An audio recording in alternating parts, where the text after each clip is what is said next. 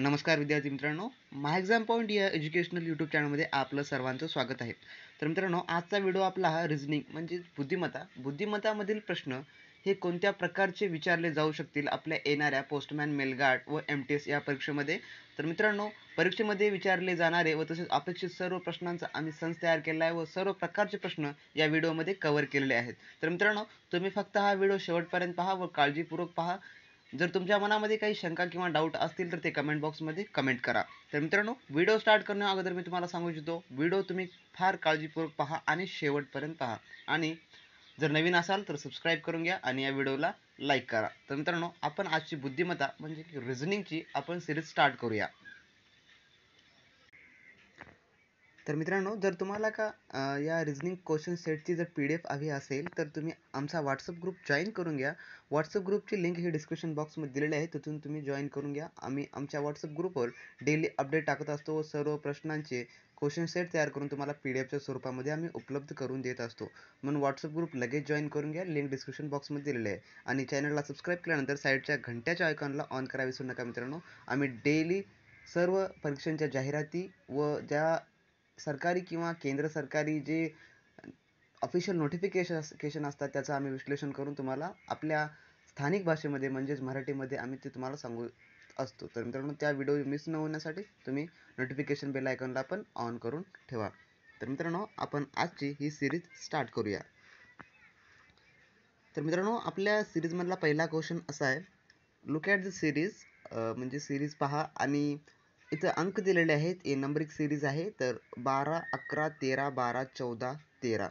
What number should come next. तर question असा आहे की 12, 11, 13, 12, 14, 13 हे अंक दिलेले आहेत आणि समोर कोणती संख्या येईल असं इथं म्हटलेलं आहे.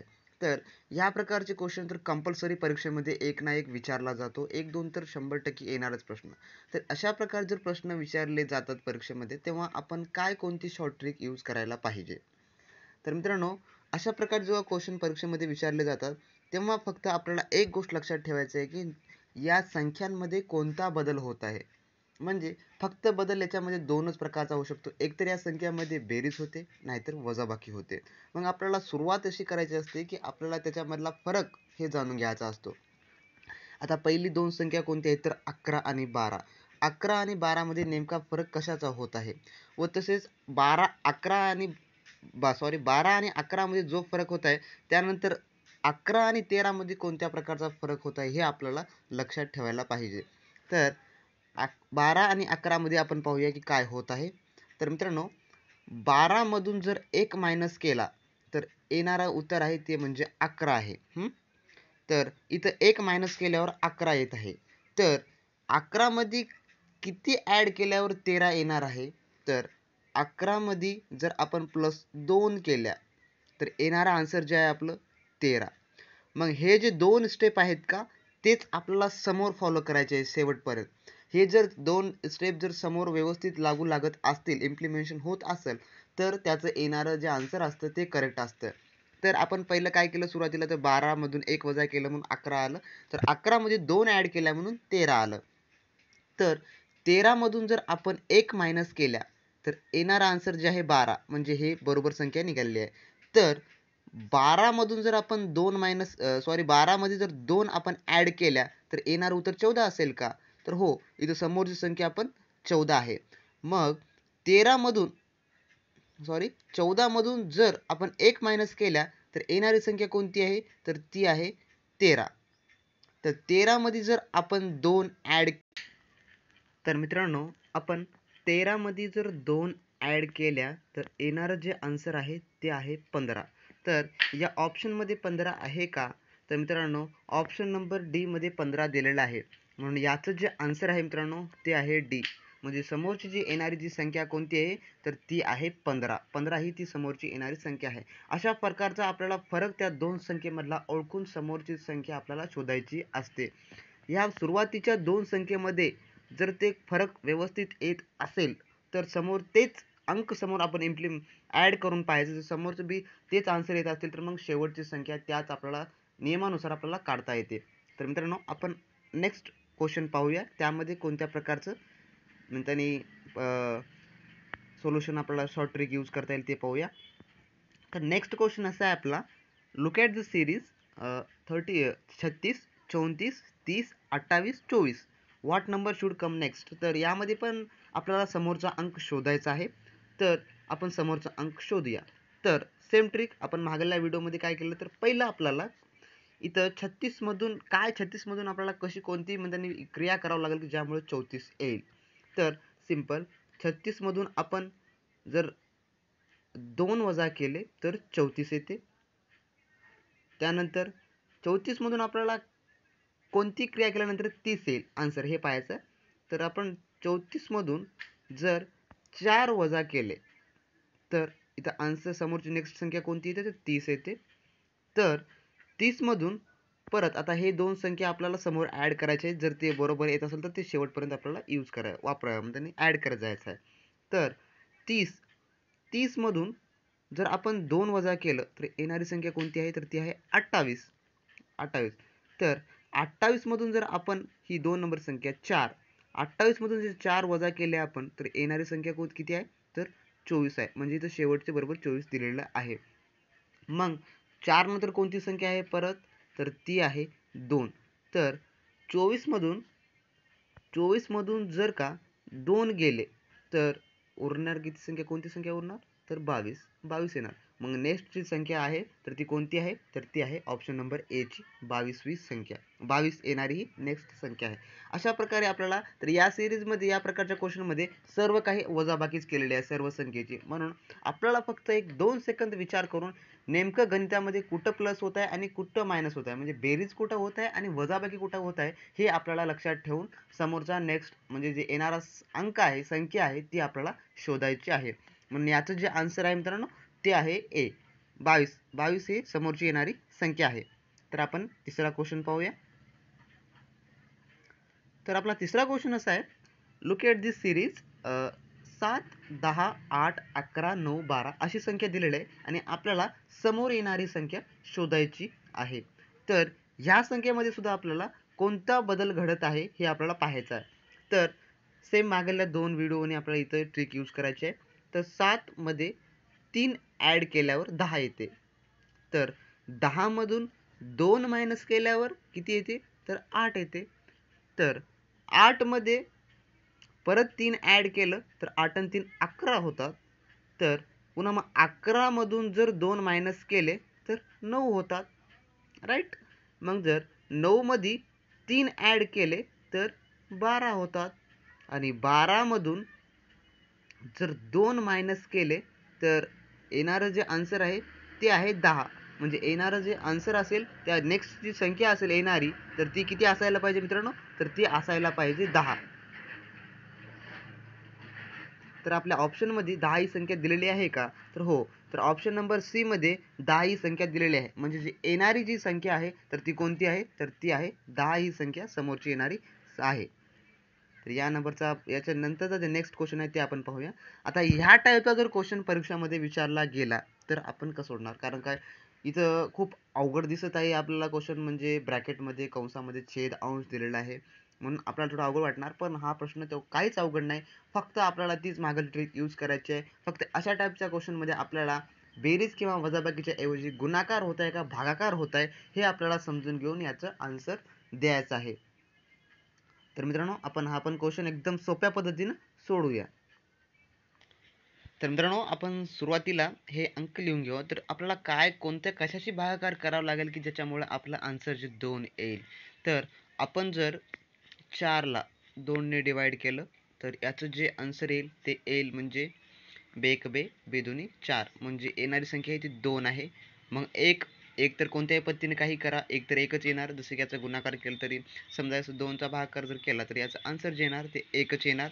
म्हणजे आता एक कंसामध्ये जे आहे एक जसे एक स्लॅश 2 जी संख्या आहे तर ती कोणत्या पद्धतीने काढायची आहे तर ती आपण बघून घेऊया. तर याला जर आपण 2 हे केलं भागलं तर इथं 2ला 2 एक बेच राहून जाईल आणि जर इथे 2चा गुणाकार केला तर येणारी जी नेक्स्ट संख्या आहे ती असेल 4 असेल. मग अशा प्रकारची आपल्याला समोरची संख्या आपण ॲड करून घ्यायची आहे.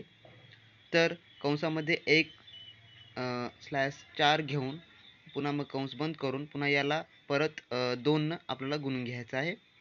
तर या 1 सोबत भागाकार तर 2 सोबत गुणाकार करून घ्यायचा आहे. तर इथं 2ला 2 लिहून घ्यायचं आहे. मग 2 चौक 8.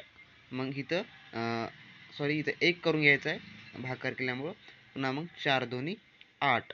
पुन्हा इथं समोर आपल्याला 8 लिहून घ्यायचं आहे. तर एक जसे म्हणजे 1/8 याच्यामध्ये ऑप्शन नंबरमध्ये आहे का? तर आहे.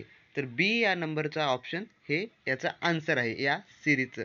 फक्त एवढंच याच्यामध्ये करायचं आहे. फक्त असं जर कुठं ब्रॅकेटचे आन्सर क्वेश्चन विचारले असतील तर तेव्हा आपल्याला फक्त गुणाकार किंवा भागाकार हे होत आहे हे आपल्याला लक्षात ठेवून हे याचं आन्सर काढायचं आहे. तर मित्रांनो आपला यानंतरचा प्रश्न असा आहे की 5वा जो क्वेश्चन आहे तो आपल्याला संख्या दिलेली आहे 80, 10, 70, 15, 60. तर आपल्याला येणारी जी पुढची संख्या आहे ती आपल्याला शोधायची आहे. तर मित्रांनो व्यवस्थित प्रश्न वाचून घ्या अगोदर की प्रश्नामध्ये काय नेमकं कोणता डिफरंट काय वजाबाकी होत आहे का बेरीज होत आहे हे आपल्याला पाहून प्रश्न सोडवायचे आहेत तर शॉर्ट ट्रिक आपल्यानुसार. तर इथं आपण पहिलं सुरुवातीला आपली संख्या लिहून घेऊ.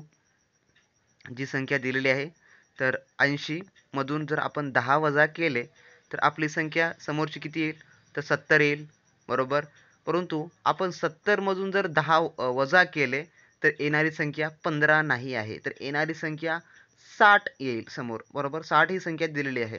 तर याच्यामध्ये आपल्याला एवढं लक्ष ठेवायचं आहे मित्रांनो की जी वजाबाकीची क्रिया होत आहे ती किती अंकामध्ये होत आहे. तर 80 मधून जर 10 केले तर 70 येत आहे. परंतु ह्या दोघांचा आन्सर येत आहे व तसेच 70 मधून जर 10 वजा केले तर ह्यामधून हे आन्सर निघत आहे 60 हे आन्सर निघत आहे म्हणजे 15. म्हणजे 15 संघ आपल्याला दुसरी संख्या 15 येईल याकरता आपल्याला दुसरी संख्या ॲड करायची आहे. तर पहिली प्रक्रिया ही यांच्यामध्ये वजाबाकी झाली या तिघामध्ये. तर या 10 सोबत जर आपण 10 सोबत जर आपण 5 ॲड केले तर आपल्याला जे येणारी समोर संख्या आहे ती 15 आहे. म्हणजे 10 अधिक 5 बरोबर 15. तर 15 मध्ये अधिक जर आपण 5 ॲड केल्या तर 15 मध्ये आपण जर 5 ॲड केल्या तर आपल्याला जे येणारी समोर संख्या आहे ती आहे 20. तर पहिल्या सिक्वेन्समध्ये आपण काय केलं तर वजाबाकी घेतली जी की 10 या संख्यांमधली आपण वजाबाकी करून ही संख्या आपण आयडेंटिफाय केली ओळखली. तर पुन्हा त्यानंतर 10 मध्ये 5 ॲड करून 15 मग दुसरी सिक्वेन्समध्ये आपण 5 न बेरीज करून त्यांची तर ती समोर संख्या काढली आहे ती म्हणजे 20. तर त्याचं फायनल आन्सर जे आहे ते आहे 20. Option number A final answer आहे. सुरुवात कशी केली तर यांची आपण पहिलं वजाबाकी करून ह्यांची संख्या काढून घेतली या तिघांची वजाबाकी करून. पुन्हा त्यानंतर 10 मध्ये 5 ॲड करून पुन्हा 15 ही संख्या काढून घेतली. पुन्हा 15 मध्ये 5 ॲड करून समोरची जी संख्या होती येणारी ती आपण काढून घेतली 20. तर 15 मध्ये 5 अधिक केल्यावर ती समोर संख्या येणारी कोणती आहे तर ती आहे 20. अशा प्रकारे आपल्याला हे जे नंबर समोरची संख्या ओळखणारे म्हणजे नंबर सिरीजचे क्वेश्चन हे आपल्याला अशा प्रकारे सोडवायचे आहेत. फक्त लक्षपूर्वक देऊन त्यांच्यामधल्या पहिल्या 2 संख्येमधला जर आपल्याला फरक कळला तर समोरची संख्या आपल्याला हे आपोआप काढता येतील मित्रांनो. फक्त हे आम्ही सांगितलेले शब्द तुम्ही लक्षात ठेवा. तर मित्रांनो आपला 6वा क्वेश्चन असा आहे तर which word does not belonging with the others. यापैकी असा कोणता शब्द आहे जो इतरांसोबत संबंधित नाही आहे असा म्हणत आहे हे क्वेश्चन. तर मित्रांनो हा क्वेश्चन तुम्ही पाहिला तर गटात न बसणारा असा जो शब्द असतो आपला मराठीमध्ये त्याच प्रकारचे असे प्रश्न आहेत.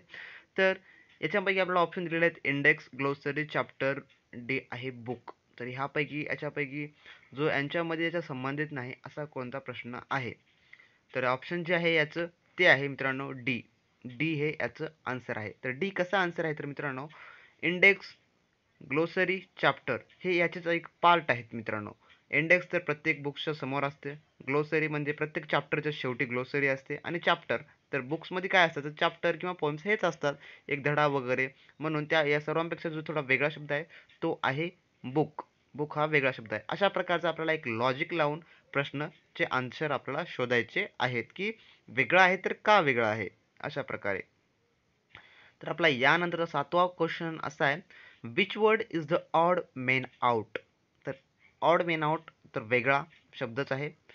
तर पहिला ऑप्शन आहे तर ट्रिव्हियल, बी आहे अनइम्पॉर्टंट, सी आहे इम्पॉर्टंट आणि डी आहे इनसिग्निफिशंट. तर इनसिग्निफिशंट म्हणजे शुल्क होते याचा अर्थ.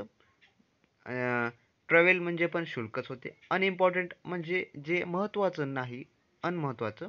आणि सी म्हणजे इम्पॉर्टंट. तर ह्याच्यापैकी जो वेगळा शब्द आहे तो आहे सी, इम्पॉर्टंट. इम्पॉर्टंट हा वेगळा शब्द आहे, तर बाकी सगळे हे समान शब्द, समानार्थी शब्द असलेले आहेत, म्हणून हे थोडा वेगळा शब्द आहे यापैकी. तर आपला आठवा क्वेश्चन असा आहे, which word does not belong with the others. तर कोणता शब्द आहे जो इतरांपेक्षा थोडा वेगळा आहे म्हणताय. तर ऑप्शन आहेत as a wing, B option आहे फिन, सी ऑप्शन आहे बिक, डी ऑप्शन आहे ज्युडर. तर ह्याचं जे आन्सर आहे ते आहे सी, बिक.